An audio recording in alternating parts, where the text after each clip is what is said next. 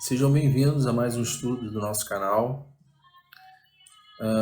Para quem está chegando agora, para quem está assistindo esse primeiro vídeo, eu gostaria de deixar claro, eu sempre falo isso, né, em alguns vídeos, eu tento não ser repetitivo, mas eu quero deixar isso claro, que não é o meu objetivo aqui me tornar famoso, ganhar seguidores, dar engajamento no canal. Então, assim, vocês não vão me ver pedindo para poder curtir, compartilhar o vídeo, a não ser que você acredite, né, que esse estudo possa edificar alguma pessoa, e aí sim, se você quiser compartilhar com essa pessoa, você fica à vontade. Se você gostar do estudo e quiser curtir, você fica à vontade, mas eu não vou ficar pedindo, falando isso o tempo todo, porque isso traz engajamento para o canal e aqui eu não tenho esse objetivo, né? Eu quero o conhecimento que o Espírito Santo me dá, que ele me revela. Eu tento fazer esse estudo de uma forma totalmente gratuita, né, para que vocês possam edificar os seus lares e as suas vidas. A gente vai falar um pouquinho hoje sobre o tema liberdade, tá? E aí eu coloquei um tema aqui escrito: a liberdade está na escravidão com Cristo. E aí eu vou explicar um pouquinho desse tema para vocês, né? Primeira coisa, gente, o que é ser livre? Né? O que é ser livre para vocês?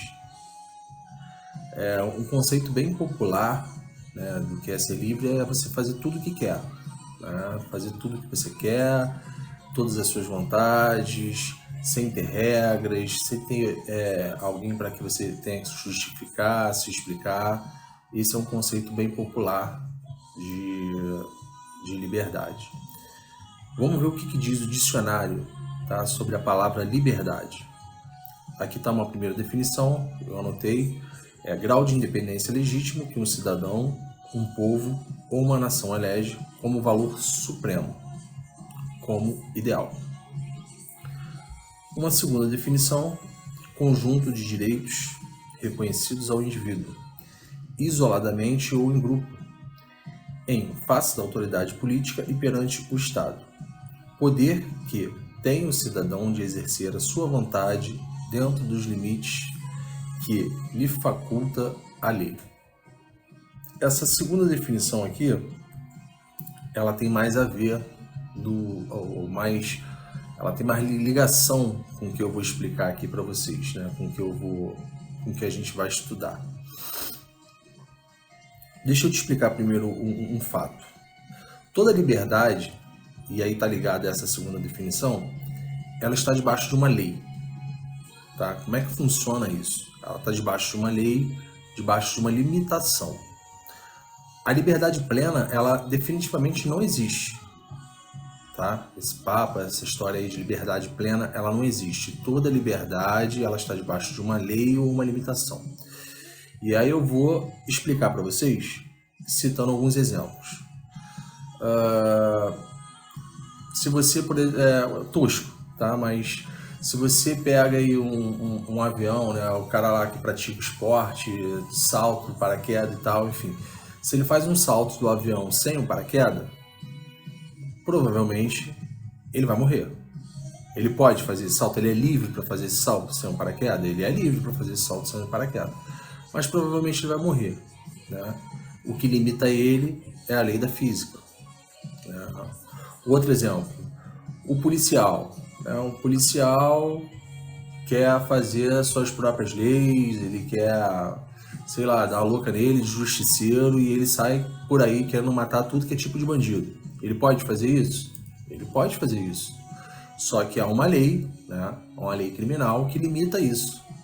E se ele sair fazendo isso por aí, provavelmente ele vai ser preso. Ele não pode fazer isso. Ele tem que agir dentro da legalidade, dentro da lei, que é a lei criminal. Um outro exemplo: dirigir sem habilitação. Você é livre para fazer isso? Você é livre para fazer isso. Né?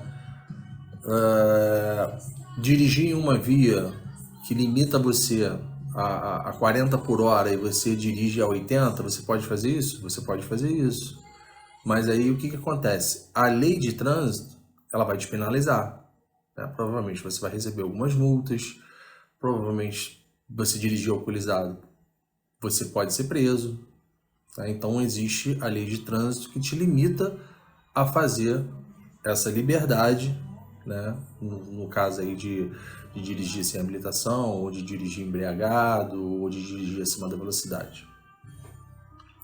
Um outro exemplo é sobre a limitação geográfica. Vou botar aqui na minha cabeça, vou acordar amanhã, vou falar com a minha esposa aqui, vou caminhar e vou fazer botar meu nome lá no livro dos Guinness, né? Botar lá o recorde lá, enfim, vou andar daqui no Japão. Eu não tenho como. Não tenho como, porque a lei geográfica ela vai me limitar. Eu vou chegar em um determinado local que eu vou me deparar com o mar, com o oceano, e eu não vou conseguir caminhar sobre as águas.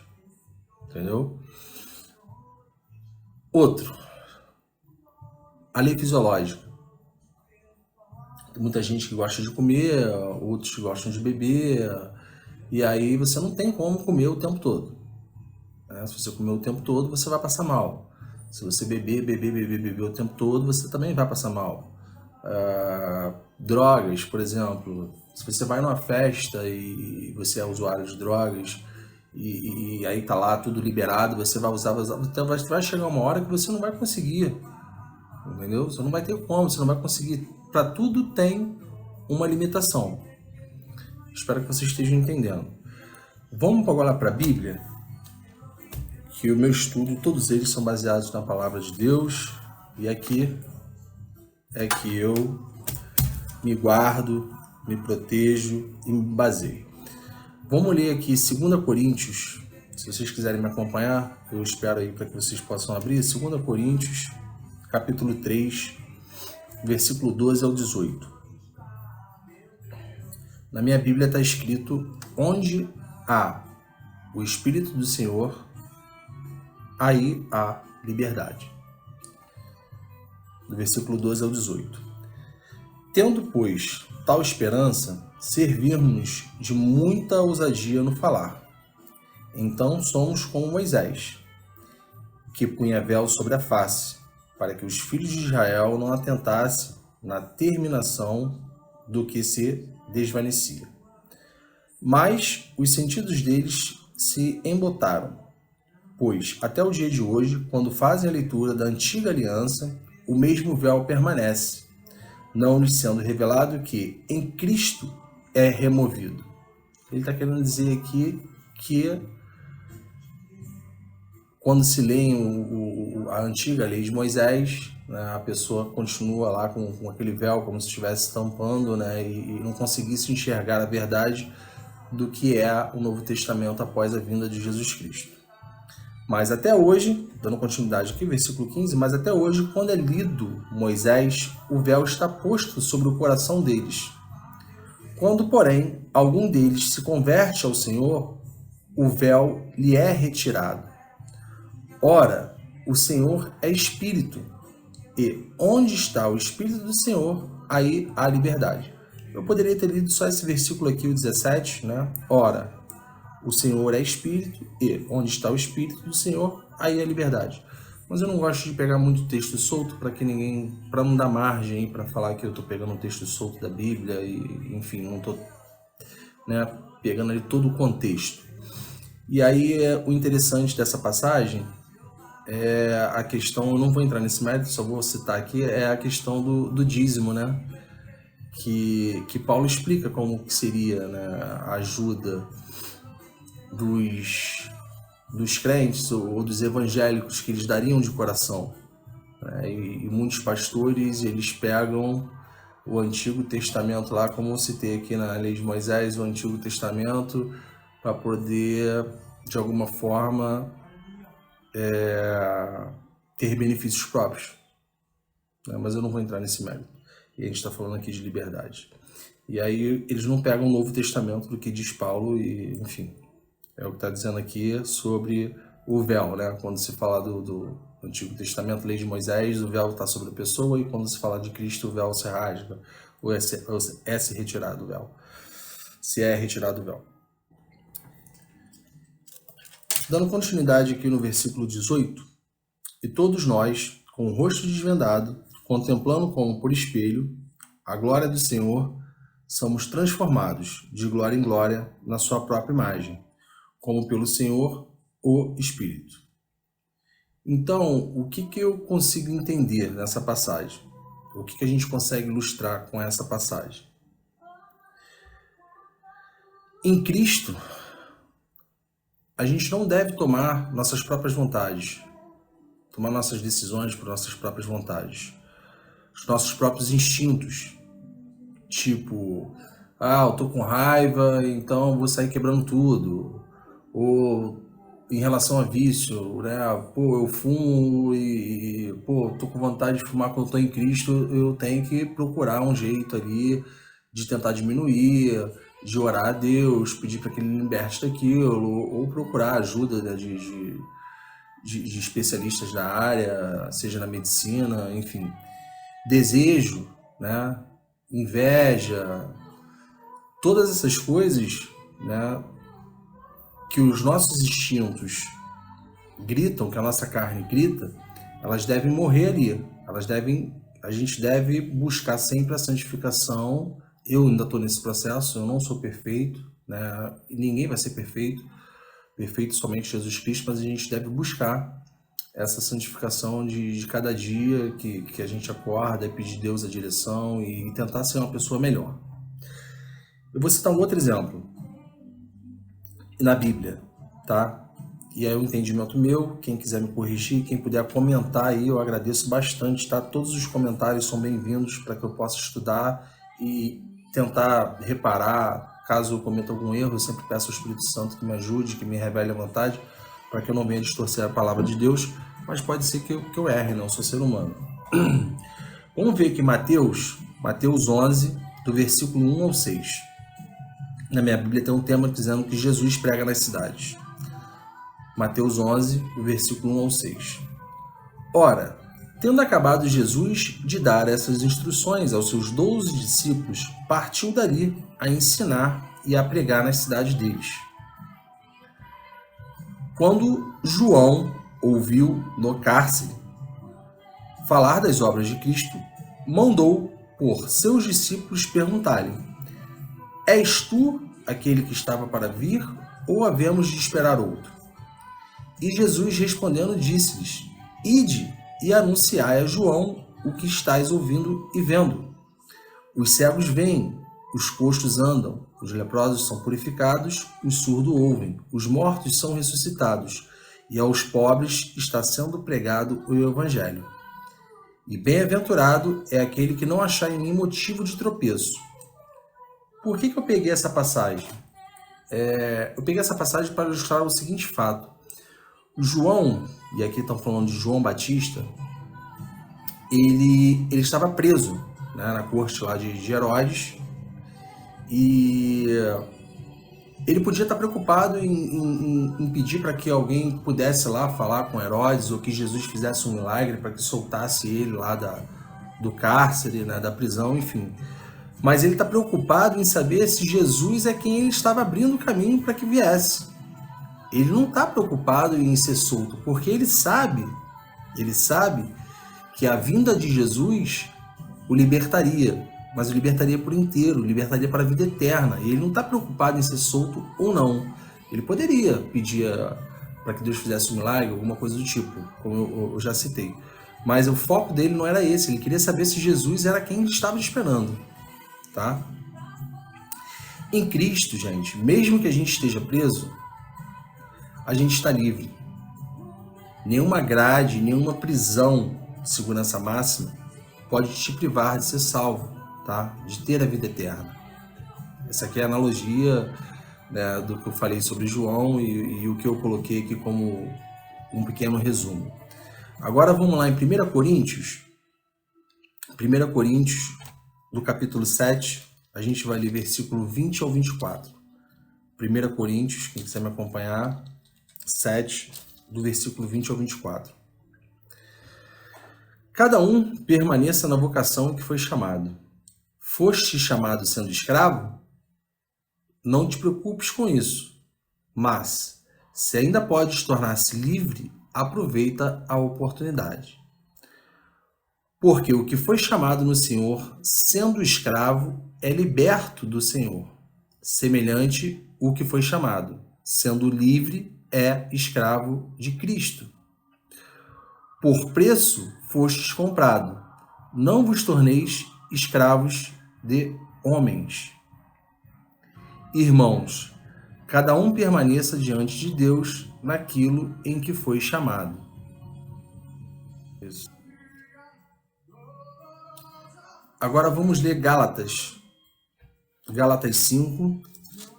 Essa leitura vai ser um pouquinho mais extensa e a gente já vai chegar à nossa conclusão, a gente já vai terminar esse estudo. Eu estou tentando fazer uns estudos agora mais reduzidos para que eu possa divulgar também lá no Instagram. Eu estou reduzindo esses estudos, mas quando eu tiver que fazer um estudo longo também, não tem problema, eu vou botar lá no YouTube e tudo bem. A intenção aqui é, como eu disse, é edificar as pessoas e me edificar também. Então vamos lá, em Gálatas, capítulo 5, do 1 ao 26. Na minha Bíblia tem um tema escrito ou a lei ou Cristo. Versículo 1. Para a liberdade foi que Cristo nos libertou. Permanecei, pois, firmes e não vos submetais de novo a jugo de escravidão. Eu, Paulo, vos digo que, se vos deixardes circuncidar, Cristo de nada vos aproveitará. De novo, testifico a todo homem que se deixa circuncidar que está obrigado a guardar toda a lei. Aqui ele está se referindo à antiga lei de Moisés, a circuncisão, que foi a lei que Deus estabeleceu junto a Abraão, enfim. De Cristo vós desligastes, vós que procurais justificar-vos na lei, na graça decaíste. Então ele diz que quem procura se justificar na antiga lei, da graça decaíste. Porque em Cristo Jesus nem a circuncisão, nem a incircuncisão tem valor algum, mas a fé que atua pelo amor. Vós corrieis bem. Quem vos impediu de continuar a desobedecer à verdade? Esta persuasão não vem daqueles que vos chamam. Um pouco de fermento leveda toda a massa. Confio de vós no Senhor, que não alimentareis nenhum outro sentimento, mas aquele que vos perturba. Seja ele quem for, sofrerá a condenação. Eu, porém, irmãos, se ainda prego a circuncisão, por que continuo sendo perseguido? Logo está desfeito o escândalo da cruz. Tomara até se mutilassem os que vos incitam à rebeldia. Aqui a gente consegue perceber que Paulo ele chama atenção aqui, né? É bem ríspido aqui. Ríspido talvez não seria a palavra, né? Ele fala que tomara que se mutilasse aqueles que estivessem ensinando a doutrina errada, né? Para que eles fossem extirpados, né? É bem, enfim, faltou a palavra aqui, mas Paulo ele cobra o verdadeiro evangelho, né? E é como se ele estivesse de uma maneira severa falando, né? Dando continuidade aqui, no versículo 13, acima do versículo 13, ela tem um tema aqui também na minha Bíblia, que é a liberdade é limitada pelo amor. Porque vós, irmãos, fostes chamados à liberdade, porém não useis da liberdade para dar ocasião à carne. Sede antes servos uns dos outros pelo amor, porque toda a lei se cumpre em um só preceito, a saber, amarás o teu próximo como a ti mesmo. Se vós, porém, vos mordeis e devorais uns aos outros, vede que não sejais mutuamente destruídos. Digo, porém, andai no Espírito e jamais satisfareis a concupiscência da carne. Porque a carne milita contra o Espírito e o Espírito contra a carne, porque são opostos entre si, para que não façais o que porventura seja do vosso querer. Mas, se sois guiados pelo Espírito, não estáis sob a lei. Ora, as obras da carne são conhecidas e são prostituição, impureza, lascívia, idolatria, feitiçaria, inimizades, porfias, ciúmes, ira, discórdia, dissensões, facções, invejas, bebedices, glutonarias e coisas semelhantes a esta, a respeito da quais eu vos declaro, como já outrora vos preveni, que não herdarão o reino de Deus, os quais tais coisas praticam. Mas o fruto do Espírito é amor, alegria, paz, longanimidade, benignidade, bondade, fidelidade, mansidão, domínio próprio. Contra essas coisas não há lei. E os que são de Cristo Jesus crucificaram a carne, com suas paixões e concupiscências. Se vivemos no Espírito, andemos também no Espírito. Não nos deixamos possuir de vanglória, provocando uns aos outros, tendo inveja um dos outros. Então, para a gente concluir, quando a gente toma a decisão de aceitar Jesus Cristo, a gente segue embaixo da lei de Jesus Cristo. E aí, como eu li lá para vocês, né, a gente se torna, está escrito na Bíblia, que quando a gente passa a seguir Jesus, a gente é livre, mas está debaixo da lei de Cristo. E é como se a gente tivesse, está escrito, como se a gente fôssemos escravos de Cristo. A gente segue a Jesus, o exemplo dele, e faz a vontade dele. Há uma oposição entre liberdade e vontade da carne. Quem faz tudo que tem vontade não é livre, é escravo da carne. A liberdade em Cristo é dizer não para si mesmo. É como está lá em Lucas, tá, gente? Eu sempre cito essa passagem também em alguns estudos. Lucas 9:23. Se alguém quiser vir após a mim, negue-se a si mesmo, dia a dia toma sua cruz e siga-me. E siga-me. Negar a si mesmo é negar as suas vontades, a vontade da carne. E aí muita gente, eu não vejo, né? Muitos pastores pregam, eu estou sendo repetitivo, desculpa, né? Vai na igreja, as pessoas não querem ouvir isso. Não querem ouvir isso. As pessoas não querem ouvir isso. Essa é a verdade. Você matar a carne, matar todas as suas vontades. E aí as pessoas vêm dizer que seguir a Deus ou se tornar um verdadeiro seguidor de Cristo é 1000 maravilhas. Que prosperidade, que você vai conseguir isso, que você vai conseguir aquilo. E não é assim, tá? Não é assim. Mais uma vez aqui nesse estudo, a gente comprova que não é assim. Gente, eu espero que vocês tenham gostado. Me perdoe aí pelo resumo. Eu tentei fazer um resumo aqui no máximo possível para que não ficasse um tempo muito prolongado. E peço a ajuda de vocês aí, para quem puder comentar, que possa estar me ajudando nesse sentido, tá? Deus abençoe vocês, Deus abençoe seus projetos e a sua família. Forte abraço, até o próximo estudo.